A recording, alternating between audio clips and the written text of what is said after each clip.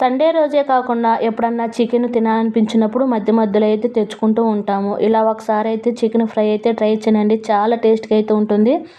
ఇక్కడ ఆయిల్ వేడైన తర్వాత కట్ చేసి పెట్టుకున్న ఉల్లిపాయ పచ్చిమిర్చి కూడా అయితే వేసేసుకొని అవి కూడా వేగించుకోవాలి. వేయించుకున్న తర్వాత ఫ్రెష్గా అల్లం వెల్లుల్లి పేస్ట్ కొంచెం పసుపు అయితే వేసి అల్లం వెల్లుల్లి పేస్ట్ కూడా పచ్చి వాసన పోయేంత వరకు అయితే ఫ్రై చేసుకోవాలండి. ఫ్రై అయిన తర్వాత శుభ్రం చేసి పెట్టుకున్న చికెన్ కూడా వేసి తగినంత ఉప్పు కూడా వేసి కలుపుకొని ఒకసారి మూత పెట్టేస్తే చికెన్ నుంచి వచ్చే నీళ్ళతోనే ఆ చికెన్ అంతా కూడా అయితే ఉడికించుకోవాలి.